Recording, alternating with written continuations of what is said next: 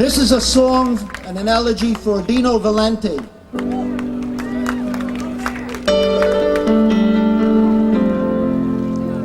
He was the outlaw of folk, speeding down a lonely highway from the village to North Beach. He was the heavy candy man.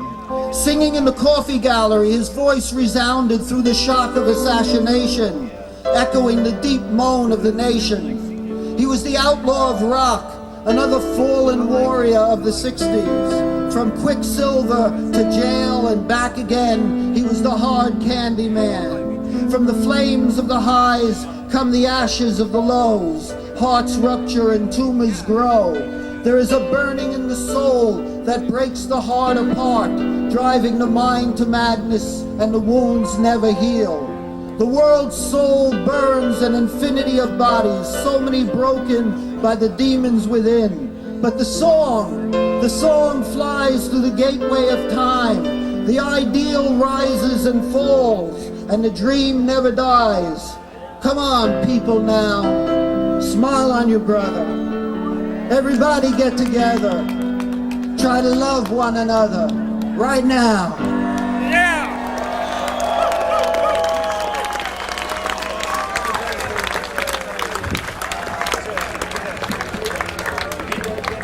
One of our brothers was a great artist, poster artist, and comic artist, Rick Griffin. Yeah. Elegy for Rick.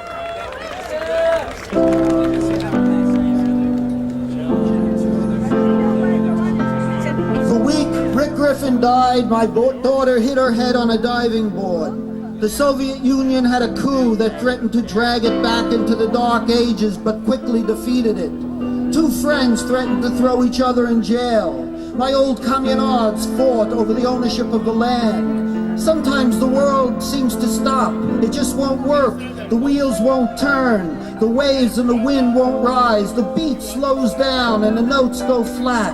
It all becomes a struggle and then a heartache until another piece of flesh is torn from the body. It was a raging time the week Rick Griffin died. He had been discovering new beaches on the north coast to surf from, the waves clean and rough. His life seemed to pound against him, waves in a storm. He would come to see me only when he found the curve of the right wave. It was foggy on the coast the week Rick Griffin died. He would appear glidingly, silently, as if he was standing by my side always. His slight smile saying, "Didn't you know I never forget?" It was like waiting for a lover, the anticipation, the fear that she wouldn't return, or waiting for Owsley, who would come when he felt least expected, and the phone wouldn't stop ringing. There was a fateful dread in the mind the week Rick Griffin died. Somber, outwardly serene, waiting for the image, the line, his own line, not the client's line. Time and inspiration dueling against the deadline, the deepening lines of age, the white line on the highway, the scars, the bruises, the fire, the lines of love churning into a whirlwind and then calm. All the losses and recoveries become sin and redemption, darkness and light, his life speeding toward the elegy, the day Rick Griffin died. Always the prime canvas, waiting for the still moment that rarely came, the moment out of time, where whirlwinds and waves become form and color. Life is with all of us, colliding with an elegy.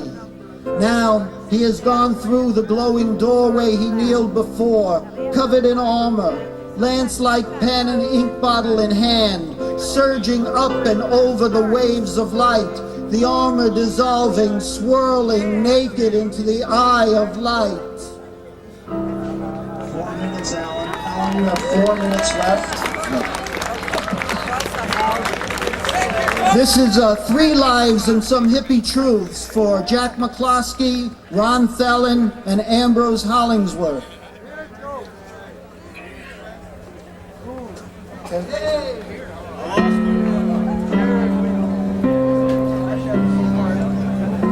Sometimes I get the feeling that I'm disappearing behind the glaring spotlight of media, the political circus. TV and sports and movie heroes. In this world of 6-inch and 20-foot tall images who do nothing for humanity except sell sneakers or make empty speeches or appear in the dream world of sex and violence and get paid millions of dollars despite their marginal and illusory existence. In this world, our own lives, the lives of those whose acts come within the scope of their talents, their intelligent daily decisions, their unrewarded kindness and love seem to dissolve in frustration and toil against the silence of the calculus of history. But look closely at those lives with their true heroism of every moment, fulfilled through the sustenance of friendship, the love of the children and one another. For each other they become larger than life, far larger than movie screens. In the singing of a song, the reaching out of a hand across the emptiness, the drawing of a picture, the writing of a poem, even in the washing of a dish, the repairing of a fence or car, the sewing of a loose button. I am sitting at the memorial for Jack McCloskey at the Family Dog Ballroom. Jack was the Vietnam veteran counselor whose life, starting in that war that so defined our era, was given to reaching out to others. First to their bodies when, as a frontline unarmed medic, he gave aid to the wounded. He would overcome the fear of witnessing death's witless massacres each time he hurled himself into the line of fire. After the war, he learned the necessity of healing the mind that survived the broken bodies, and then the souls that were left helpless before the void of meaningless pain. In this wave, he gave his heart away to the veterans who needed it. There was no People magazine for Jack McCloskey, no Jack McCloskey dies news at 11. Country Joe McDonald is playing Sweet Lorraine. The light show vibrates the air and his friends dance. Now my friend, Ron Thelen, also has died at too young an age. How we were tied together by those mysterious threads that pull us from life to life. Two unheralded, trusting young men traversed the Godhead, and a spark ignited in that calculus of history. Ron started the psychedelic shop in the Haight-Ashbury, and a few months later he gave us the money to begin the San Francisco Oracle. Our lights lit a small path for the world. We learned in that cauldron the integrity that kept our lives dedicated to the unfolding of the mysterious heart and the infinite depth of the moment and the place we live in. Through the years, the glowing diamond of Ron's life was his wife Marcia and their children Kira, Jasper, Starfire, and Ace. This was the longest running marriage and family of our generation.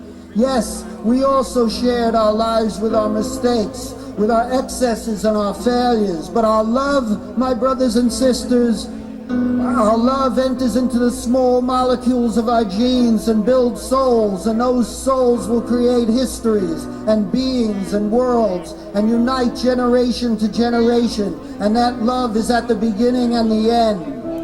Then Ambrose Hollingsworth, whose small light also lit the path of our history. Ambrose, bound to his wheelchair, a writer, scholar, and occultist, taught the occult philosophies wherever he rolled. He told me once during the time he was choosing the astrologically correct date for the human being what the hidden secret was. We are not just the broken body, he said. We are one infinite soul, vibrating, expanding, contracting, one being, one God.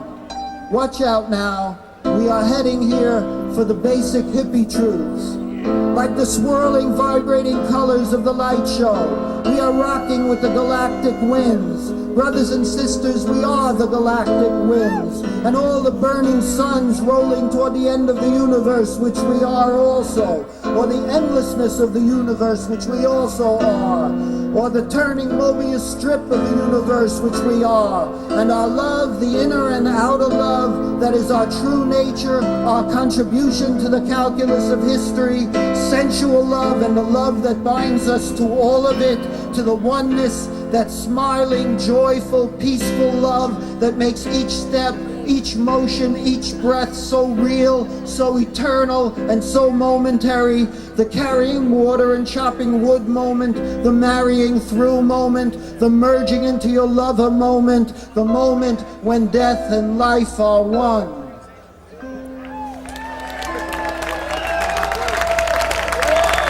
George Mikulski, Ann Cohen. Thank you.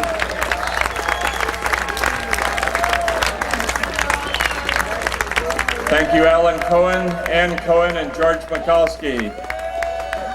Alan used to be the editor of the San Francisco Oracle, the granddaddy of all the alternative newspapers here. So anyway, and George Mikulski, of course, is music director for the Nash Bridges Show, and Ann runs a child care center in the East Bay there, and is a great artist. Alrighty. I want to say that part of the inspiration for this event for me was a couple of years back when I went to the inaugural event for our esteemed mayor. And what was really wonderful about that event, number one, it was free. Number two was all kinds of people from many different ethnic groups contributed food and services and made a wonderful multicultural, multi-ethnic event for this gentleman's inauguration. And this was very inspiring to me at the time. I also want to say that you've probably followed the newspapers. We had many difficulties in putting this thing together along the road with various bureaucracies and everything. But I truly, sincerely, from the depth of my heart, want to thank this next gentleman for stepping in, opening a lot of doors for us, and really making this thing come to reality. And so without further ado, I'd like to introduce our esteemed mayor, Mayor Willie L. Brown. Thank you, Chet. Thank you. I won't take but a minute. I simply wanted to greet all of you. When Chet came to me with the idea, the Summer of Love, and told me of all the trouble he was having, I couldn't believe it, because this is a city that ought to open its arms to any opportunity for people to get together and hang together without reference to anything, period, and do it in a peaceful, wonderful way. That's what the Summer of Love is all about. Showing compassion, showing caring, and showing love. I'm glad he came to me, because without hesitancy, instantly we begin to move the things the way they should be moved, and you've justified every effort we made. Please have a good time and enjoy yourselves. And remember, the Summer of Love should last all year, not just one day.